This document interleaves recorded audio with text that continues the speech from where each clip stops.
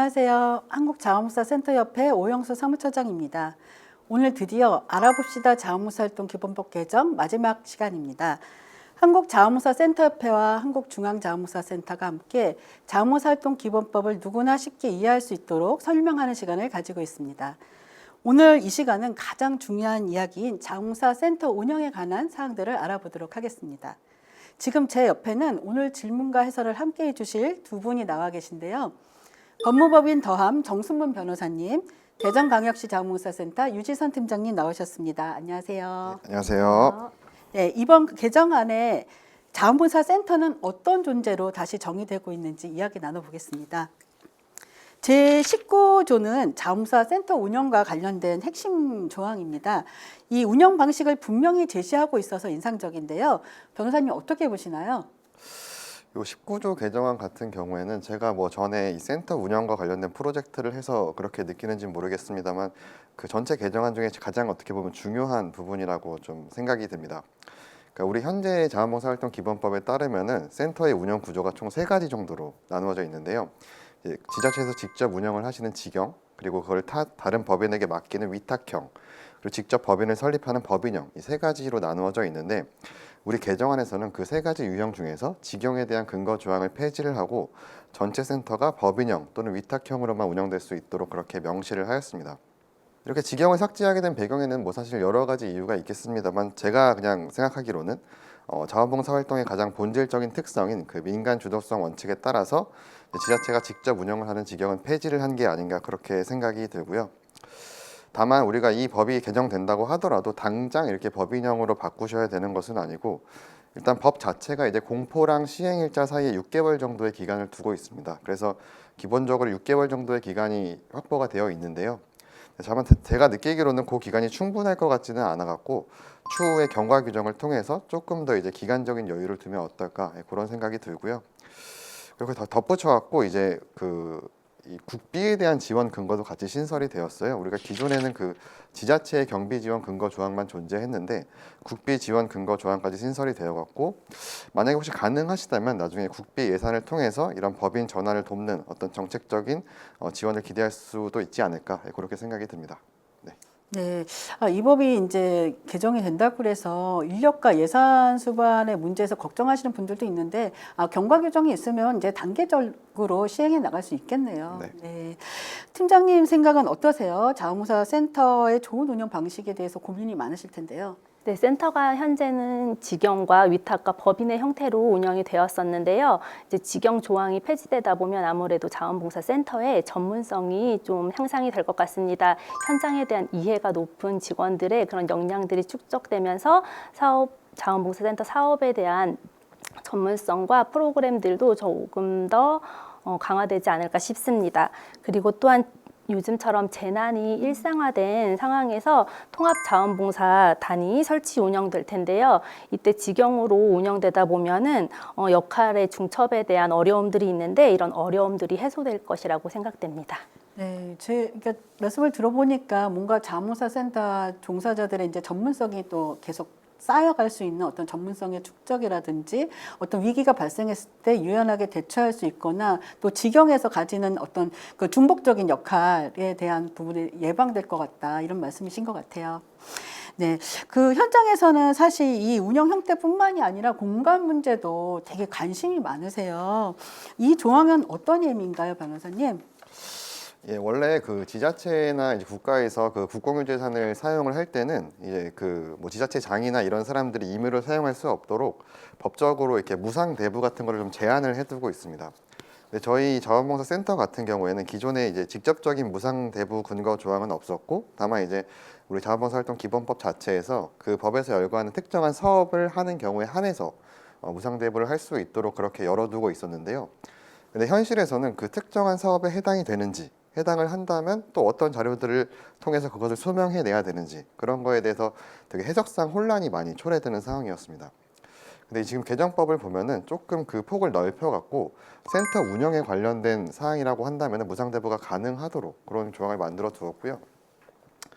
그래서 기본적으로 센터에서 무상대부를 할 수 있는 폭이 훨씬 넓어졌다 이렇게 볼 수 있을 것 같고요.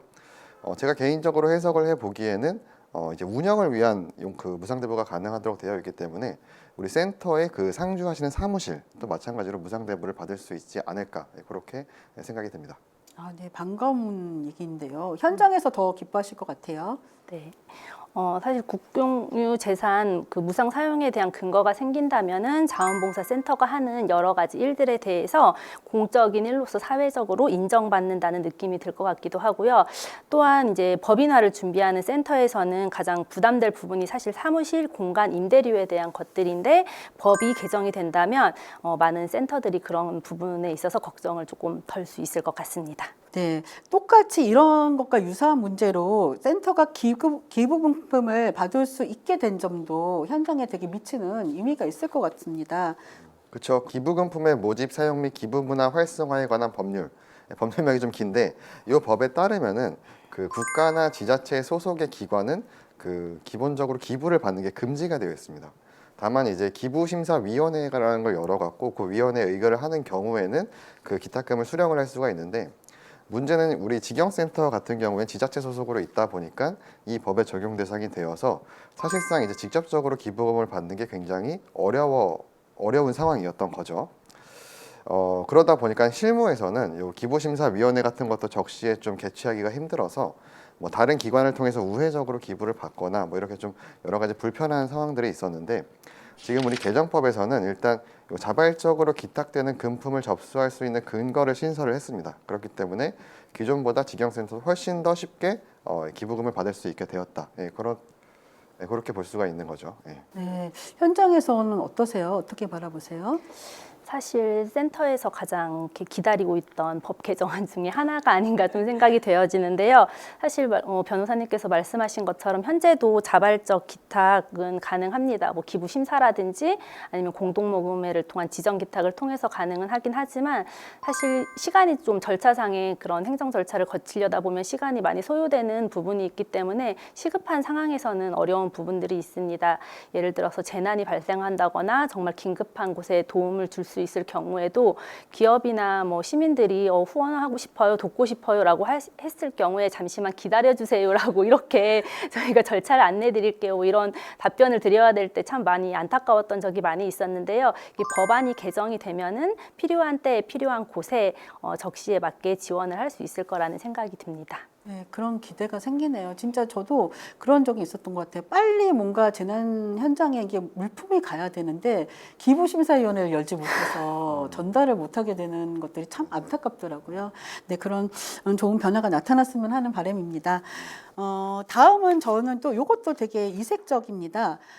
센터 명칭이 법에 명시되어서 사실 같은 이제 명칭을 중복 사용하는 것에 대해서 조금 이제 지양하도록 하고 있어요. 여기에 대해서는 어떻게 보시나요? 그러니까 이 개정법에는 요 동일 같은 지역명을 사용한 자원봉사센터의 명칭을 사용할 수 없도록 이렇게 금지하는 조항이 추가가 되었는데요. 그러니까 쉽게 말하면은 우리 현행법상으로는 뭐 예를 들면은 서울 자원봉사센터, 서울시 자원봉사센터, 뭐 서울특별시 자원봉사센터 이런 것들이 다 병존할 수가 있었던 상황이었던 거죠. 물론 이제 실무적으로는 이 법인을 설립하려면 공무원의 인허가를 거쳐야 되는데 그 과정에서 동일 명칭은 대부분 탈락하게 되기는 합니다. 어쨌든 그럼에도 불구하고 그런 절차가 재량에 맡겨져 있고 실제로 어떤 법적인 근거가 있는 절차는 아니었는데 그게 이제 이 조항을 통해서 조금 더 법제화되었다 이렇게 우리가 의미를 생각해 볼 수가 있을 거고요.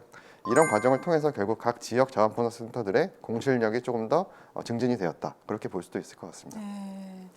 네, 자원봉사자분들이 가질 수 있는 그 혼란도 많이 줄어들 것 같아요. 또 이제 자원봉사 센터 하면 1365 자원봉사 포탈을 빼고 이야기할 수가 없는데요. 자원봉사 포탈에 대한 근거법이 사실은 없었어요. 여기에 대해서 혹시 더 추가된 부분들, 긍정적인 부분들이 있을 것 같은데 이거는 우리 또 현장에서 말씀해 주실 수 있을 것 같습니다. 네, 정말 그 1365 관련한 법령이 없었다는 사실을 이렇게 관리자들은 많이 모르고 계셨을 것 같아요. 하지만 저희 센터에서는 그 관련 업무가 중대한 업무로 이렇게 업무를 하고 있는데요.